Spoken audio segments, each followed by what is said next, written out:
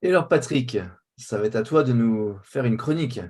Alors moi, je vais vous emmener dans un territoire un peu expérimental. Donc on est dans une autre, dans un autre questionnement. Euh, et c'est celui, vous en avez sans doute entendu parler, dites-moi si vous voyez mon écran, C'est bon. de la semaine de 4 jours. Bonjour à tous, bienvenue pour cette nouvelle édition des chroniques Melsion pour l'entrepreneur.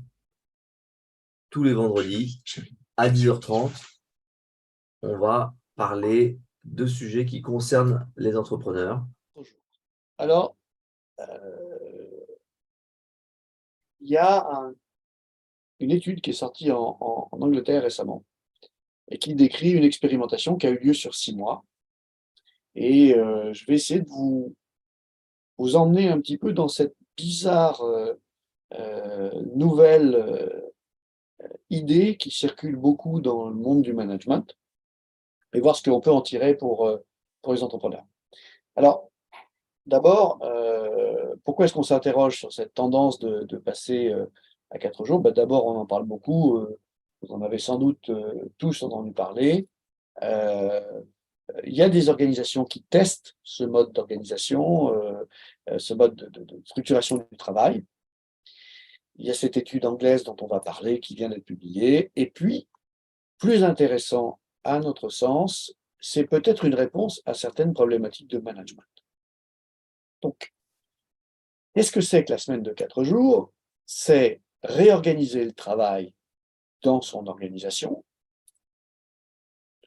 pour le concentrer et donc libérer, l'idée c'est une journée par semaine, à ses collaborateurs pour créer un autre équilibre entre la vie professionnelle et la vie personnelle. Donc, dit schématiquement, au lieu de travailler 5 jours, on travaille 4, et au lieu d'avoir 2 jours, on ne travaille pas, on en a 3. Donc on passe d'un 5-2 à un 4-3. Voilà. Et il y a différentes options pour envisager ce passage à 4 jours. Parce qu'on va mettre on va mettre des guillemets autour de ces 4 jours. Vous allez voir que parmi les options différentes, il y a l'idée toute simple de suspendre une journée. L'entreprise est fermée le lundi, le mercredi, le vendredi, un des 5 jours usuellement travaillés. Il y a une idée qui consiste à décaler 2 équipes, c'est-à-dire dans l'entreprise, il y a une équipe qui, par exemple, travaille du lundi au jeudi, hein, et une équipe qui travaille du mardi au vendredi. Donc l'entreprise elle-même est ouverte sur 5 jours, mais les gens travaillent 4 sur les 5. Il y a des gens qui le testent par service, hein. La comptabilité sera fermée tous les mercredis. L'usine ne travaillera pas les vendredis. Et puis, etc. Vous avez le choix de vous organiser donc par service. Alors, il y a un choix qui ressemble pas beaucoup à une semaine de 4 jours, mais que nos amis anglais ont découvert, c'est la réduction du temps de travail, hein. Donc, on passe à 32 heures et on les fait sur 5 jours. Et on regarde ce que ça fait dans la vie des gens. Et nous, en France, on sait déjà, hein, parce qu'on a déjà eu le traumatisme des 35 heures. Et je parle de traumatisme parce que pour les entreprises qui ont eu à passer de façon massive et un petit peu arbitraire à 35 heures dans un délai assez court, ça a créé des chocs considérables, pas tous négatifs, mais loin d'être tous positifs. Et puis on peut annualiser. On peut annualiser, et là encore, c'est un petit peu abusif d'imaginer que c'est nouveau.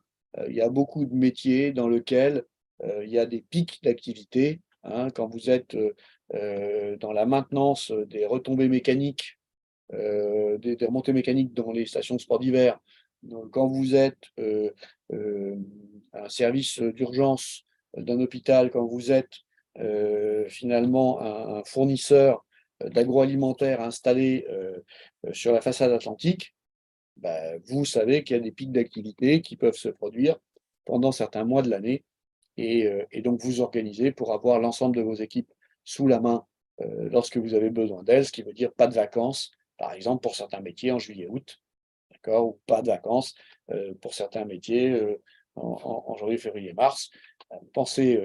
Une pensée amicale pour nos amis experts comptables et commissaires aux comptes qui sont en train de sortir les bilans des entreprises et qui doivent être absolument sous l'eau, week-end compris, en gros, mi-janvier à mi-avril. Donc, on sait bien que c'est des périodes dans lesquelles on va demander aux gens de travailler plus, pas forcément d'ailleurs sous forme d'heures supplémentaires, mais parfois sous forme d'une annualisation du temps de travail.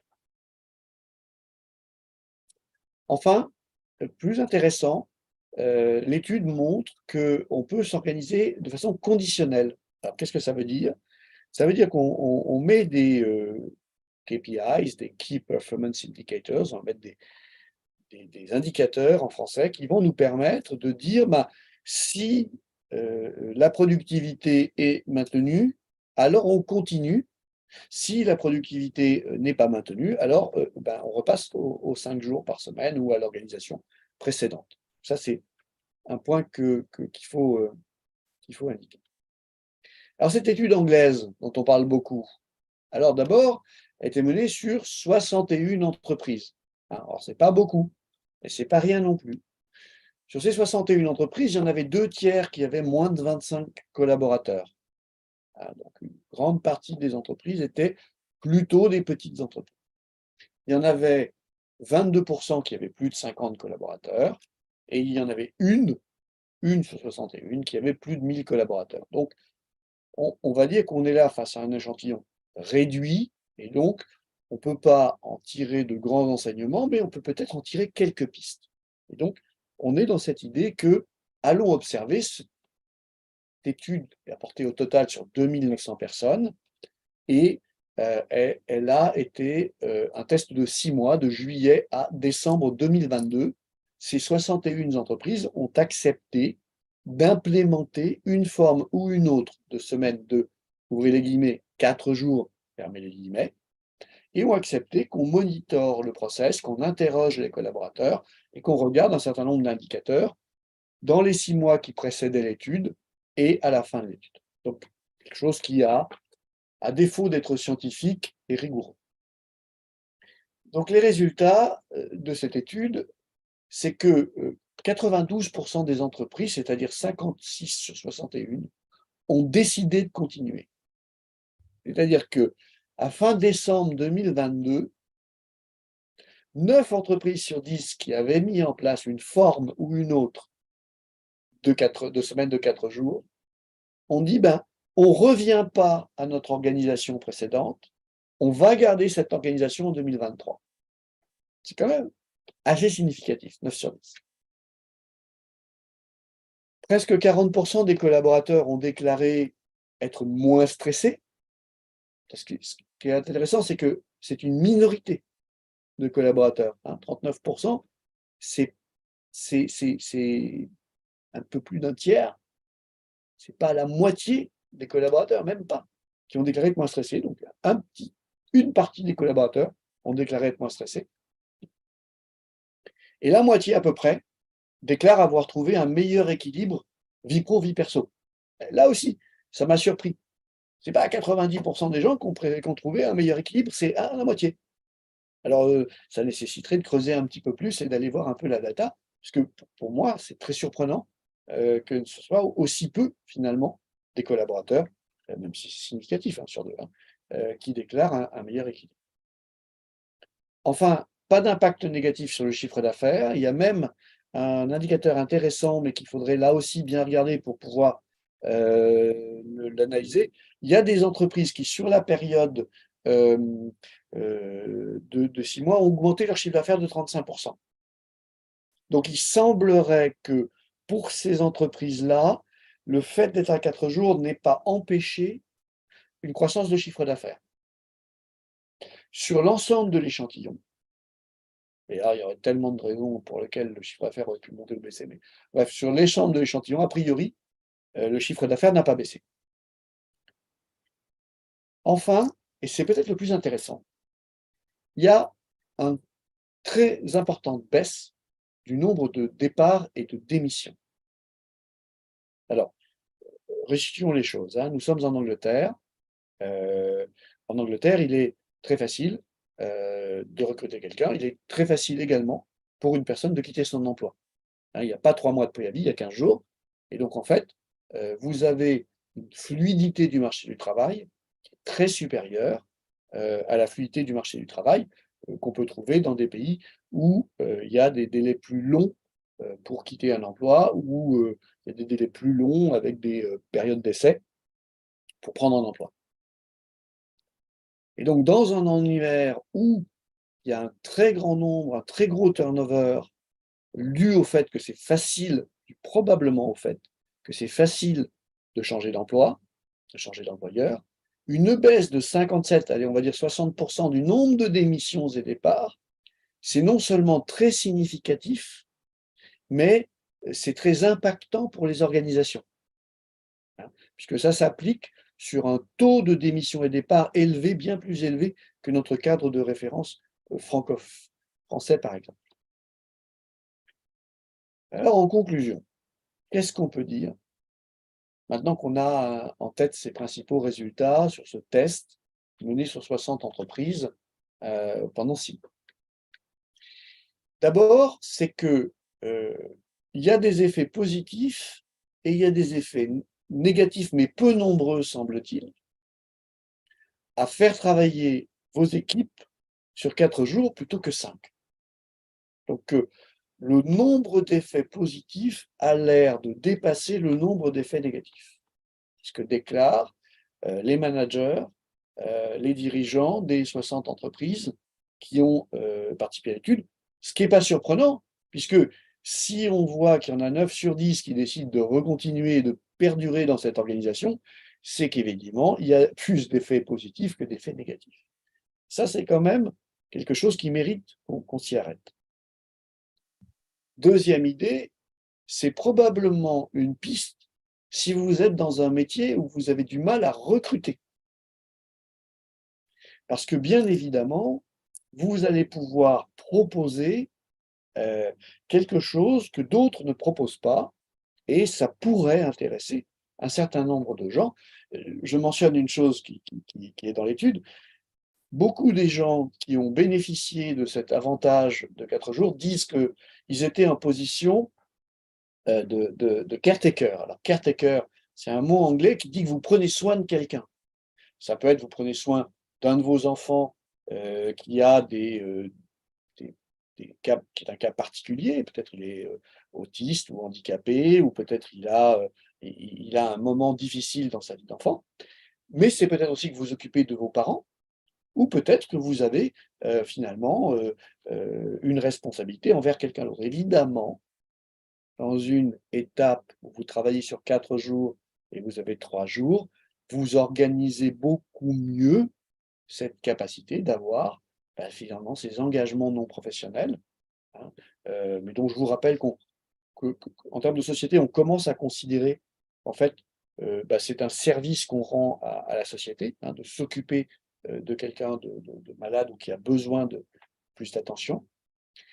Donc, eh bien, évidemment, si vous offrez à cette possibilité de travailler sur 4 jours et donc d'avoir soit plus de temps de loisirs, soit plus de temps pour s'occuper des choses importantes dont vous avez choisi d'avoir la responsabilité, eh bien, peut-être que vous allez pouvoir attirer ces personnes dans votre organisation. Bien sûr, ça demande une réflexion sur la façon d'organiser le travail. Et ce qui est très intéressant, c'est que les entreprises qui sont passées à cette organisation, donc de juillet à décembre 2022, ont passé les 6 mois précédents, de janvier à juin, à préparer ce passage en interne et à se poser des questions avec les collaborateurs de comment on va faire. On a du travail, on a des missions, comment on va faire nos missions en s'organisant sur 4 jours plutôt euh, que sur 5. Enfin, c'est probablement une piste que vous ne pouvez pas vous permettre d'exclure de votre champ de réflexion. Parce que si vos concurrents commencent à le faire, eh bien, il risque de prendre un avantage concurrentiel sérieux sur vous, surtout dans des métiers en tension, surtout dans des métiers où effectivement, vous avez, une difficulté, à trouver, des talents. Voilà, rien de définitif. On en reparlera, s'il le fallait, ensemble et je serais ravi d'avoir vos remarques positives, négatives, vos questionnements, et y compris pour ceux qui seraient viscéralement contre, puisque, j'imagine il y en a, et je pose la question en premier à François-Éric. François-Éric a dit dans un message tout à l'heure: «Vive les 40 heures». François-Éric, est-ce que tu peux élaborer, s'il te plaît? Ah, c'est un avantage compétitif que nous avons dans des pays qui n'ont pas obligatoirement mis les 35 ou moins d'heures, et où personne n'envisage, ou très peu de gens envisagent de faire moins d'heures de travail. Voilà. Même si éventuellement la productivité horaire est légèrement plus faible, au total, la productivité, malgré tout, pour un phénomène probablement légèrement mathématique, est supérieure. Donc, est-ce que c'est une conviction ou, et du Non, coup, c'est un constat. c'est un constat? Donc, tu as des organisations, tu as des Bah, collaborateurs qui travaillent dans les 2 modèles et alors, je n'ai pas des candidats qui travaillent dans les deux, je n'ai pas des employés qui travaillent dans les deux modèles, mais je vois la différence culturelle de gens avec qui je travaille, qui sont en France, et je vois la différence culturelle avec les gens soit en Amérique latine, soit en Espagne, où je travaille principalement. Et il y a nettement une différence de quantité de travail réalisé. Je reconnais qu'il y a une productivité horaire qui est moins bonne, mais ça ne fait pas la différence du 35 à 40 heures. Seul les 35 heures en France n'est pas toujours respecté non plus, sauf erreur de ma part. oui, oui, oui, oui, oui. Très intéressant parce qu'évidemment, nous, Français, on est confrontés à cette histoire des 35 heures, hein. Donc, 35 heures, c'est quand? C'est 2001, c'est ça? Christophe, s'il était avec nous, m'indiquerait ça de mémoire. Moi, je ne me souviens plus. Bah, les élections présidentielles, c'est 2002, donc c'était dans les 2 années qui ont précédé. Le gouvernement Jospin, il est arrivé en 99, un truc comme ça, donc le temps qu'il se mette en place. Donc, c'est à peu près ça, au tournant des années 2000. Oui. Hein, Martine Aubry, ministre du Travail, passe la durée légale du travail de 39 heures à 35 heures. Ça ne veut pas dire qu'il n'y a pas encore des gens qui travaillent 39 heures, ça veut dire qu'il y en a, pas qu'il y en a qui travaillent 32, c'est que la durée légale et tout son cortège d'obligations, se met à 35 heures. Et en France, pour les entrepreneurs, ça a été un traumatisme, mais d'une violence implacable, parce qu'on ne s'en souvient pas pour les plus jeunes, entrepreneurs, mais pour les plus anciens, ils ont dû, s'organiser et ça les a obligés quelque part à se poser la question de l'organisation du travail, qui sans doute depuis plusieurs années n'était pas, dans toutes les entreprises, n'était pas un sujet, mais avait perduré comme on faisait avant, et cetera. Ça a été vraiment un choc accompagné par d'autres chocs simultanés, donc c'est très difficile de déterminer, s'il y a eu un impact positif ou négatif. Mais Il y a une bureaucratie gigantesque qui a été mise en place.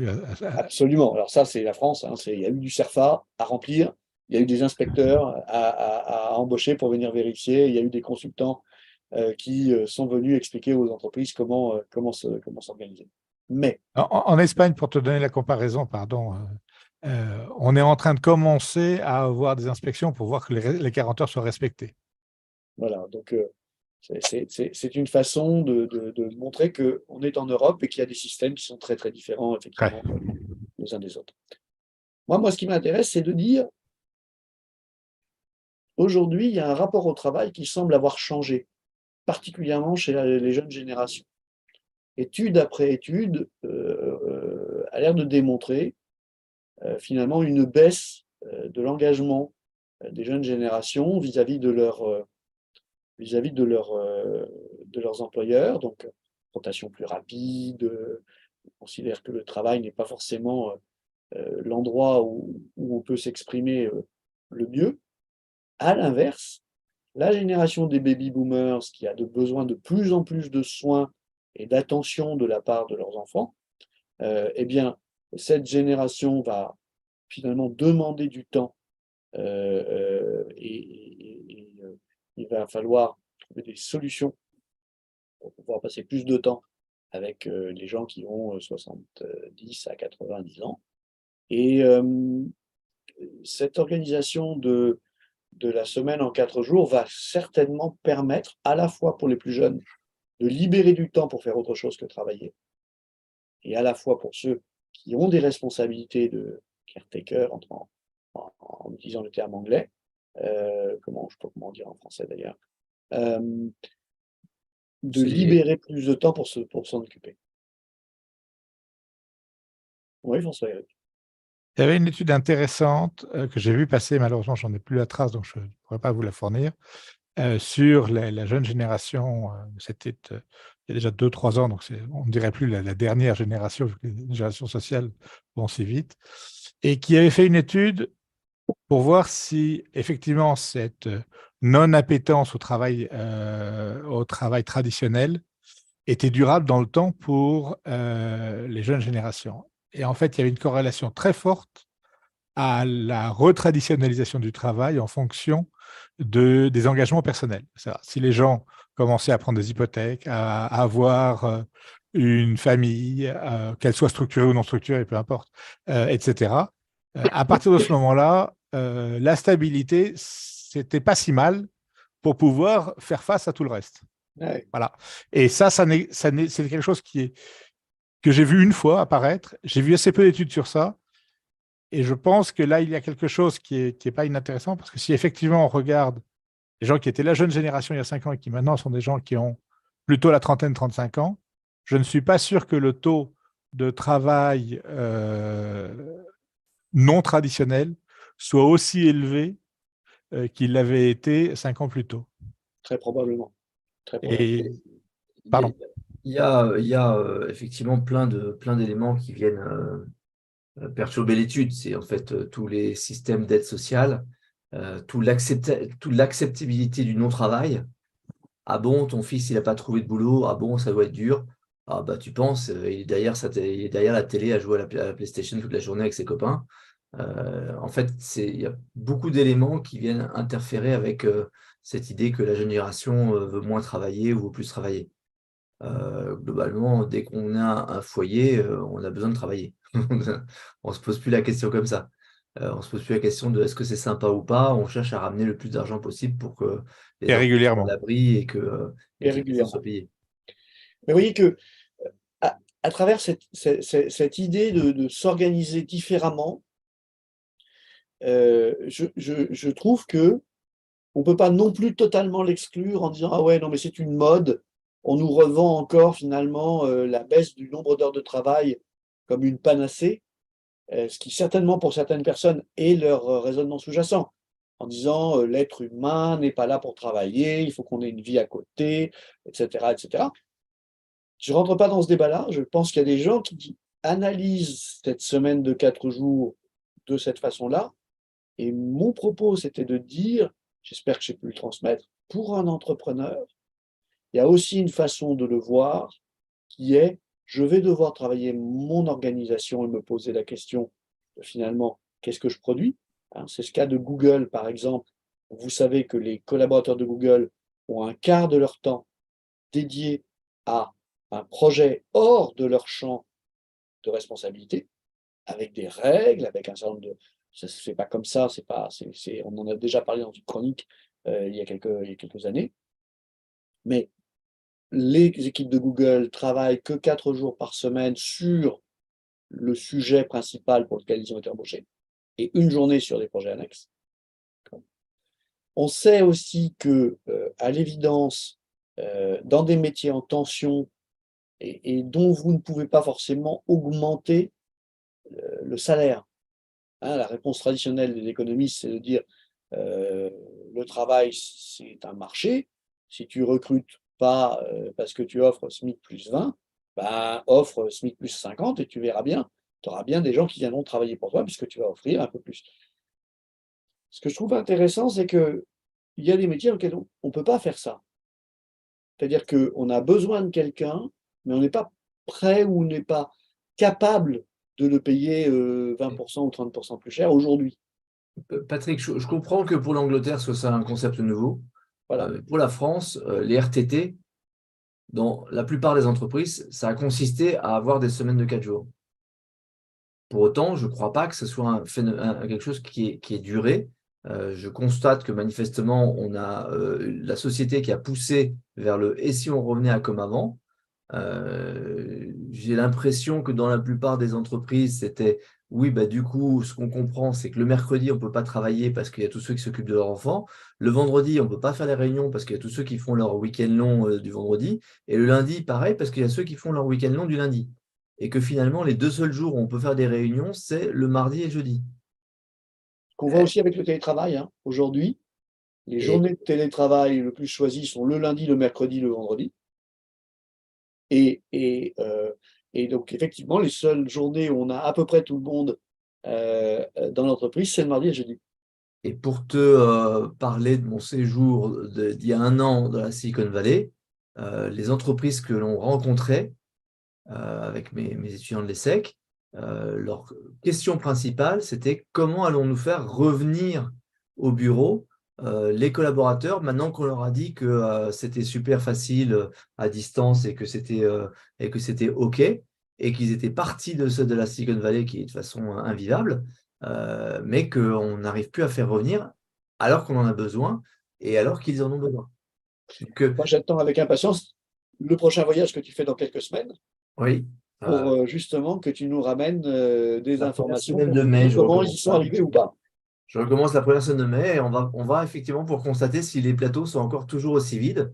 Mais c'était vraiment flippant de voir des immeubles de 4 étages de plateau avec 3 personnes par plateau, qui avaient l'air de s'ennuyer un peu, ou en tout cas de se trouver un peu seuls. Au moins, on n'avait pas de problème pour trouver les salles de réunion, etc.